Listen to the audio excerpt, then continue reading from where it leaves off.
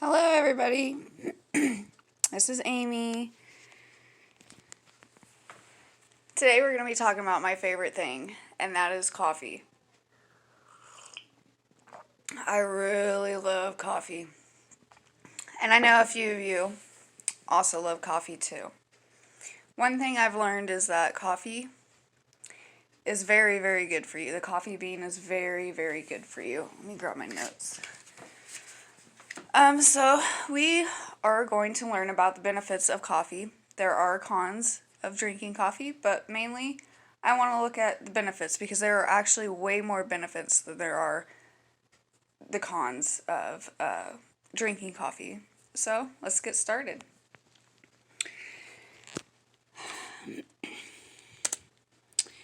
Where does it come from? It comes from a coffee plant. You may think that they are delicious red ripe berries or grapes, but they are actually coffee beans. They are very actually hard to spot in some areas. Coffee is a cherry that grows from a plant that is ranged from anywhere from 5 to 7 feet tall. That's a pretty big plant for coffee. What does a coffee plant look like? That's what they look like. They're very pretty, actually. I was very amazed at all the pictures that they had online. They are generally covered with dark green, wavy leaves that grow in pairs. They grow along plant branches. After 1 year, the coffee cherries bloom into flowering, fragrant white blossoms. Flowers and fruit often grow alongside of the coffee trees. They are technically called a shrub. They live as long as 30 to 40 years. I really thought that was like amazing. 30 to 40 years for a plant or shrub, if it's for that. And they are pruned about once a year. I think they are extremely pretty. The history of coffee is the first ever Arabic coffee bean plant was discovered in Ethiopia. And that is where half the world's population of coffee production comes from.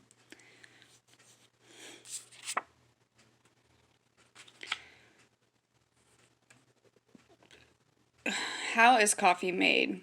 A lot of us know this answer. But I didn't want to tell you how to make coffee. I wanted you to know how it is grounded up in a bag like this, like where you have grounds, and I'm also going to tell you guys what roast is the best for you and the most of your money that you get the best of your money from. When they get the beans off the plant, the seed is dried, roasted, and grounded. They use the grounds. They use the grounds to make the coffee. If the seed isn't processed, it can also be planted and grown into a coffee tree. I thought that was really cool too, that you can take the seed and plant the coffee tree.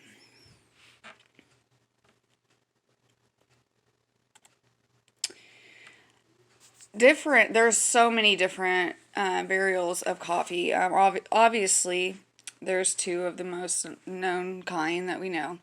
There's actually 120 Arabica coffee. It is high grown and better tasting. This is where I think it's very interesting. Is two species of Robusta coffee. They're all the research I did is that they're saying that Folgers and Maxwell House are cheaper coffee, and they're not as tasteful as what I'm getting off the internet. To me, in my own opinion, I don't like Folgers. I don't like the taste of it. I like Maxwell House for the most part, but I can see where maybe how they dry and roast their beans and where they get their beans could affect the taste. And they also produce high amounts of coffee, so I'm sure they have to go a little bit of a cheaper route to make money. And that might be a little bit of that too. So I'm about to get to the best part because we do have benefits of coffee. That is pretty amazing. Benefits of coffee. It can improve your energy and make you smarter. And by that I mean it contains a stimulant called caffeine, and it absorbs to your bloodstream and goes to your brain. I'm going to go into this topic a little bit about coffee and the brain because I think it is amazing, and most people probably don't know this. Caffeine in the brain blocks the inhibitory, excuse if I can't say all these words right, neurotransmitters, adenosine. The amount of other neurotransmitters like norepinephrine and dopamine increase, leading to enhanced firing in neurons. Caffeine studies show improved in various aspects of the brain, including it helps in memory, mood, energy level, reaction times, and general mental function. I thought that was pretty cool. And I'll go into detail in a little bit on how that actually helps me with what I suffer from. With energy, it can help you burn fat, drastically improve physical performance. It contains essential nutrients. Also, it may lower your risk of type 2 diabetes. I looked up a lot of studies on coffee and how it helps people. In this study, it shows people who drink most coffee have 23 to 50% lower risk of diabetes. And one of the studies showed that the risk lowering was as high as 67%. I thought, wow, that's a pretty big percentage. The nutrients in coffee is vitamin B2, vitamin B5, vitamins B3, and magnesium and potassium.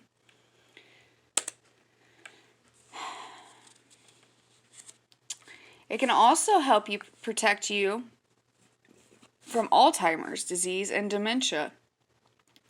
Studies show that there's 65% lower risk. There's a lower risk of getting Parkinson's disease. There's studies showing that there's 32 to 60% lower risk.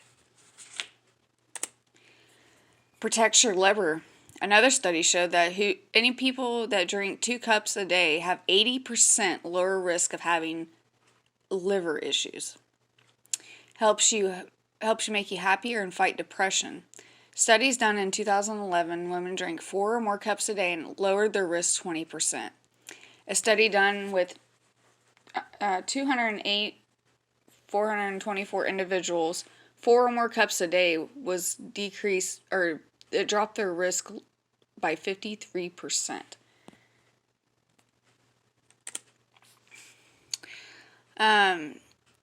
It can also lower your risk of certain cancers. 2 types is liver and colon cancer. The study there showed 40% lower risk. It doesn't cause heart disease, and it lowers stroke risk up by 20%. And 12, it may help you live longer. 20% reduced risk of death in men and 26% in women.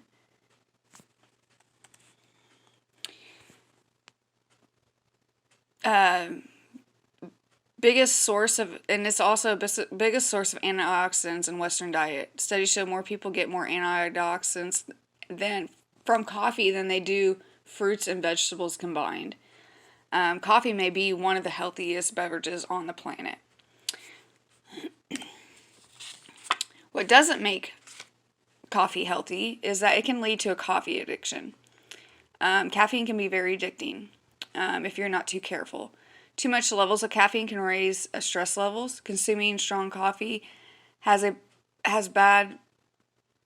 Consuming so much strong coffee can have effects on your mood. Coffee addiction can also lead to anxiety as well as restlessness, dehydration, and there has been known cases coffee has caused heartburn. Also, with the stress levels, you like my little squirrel?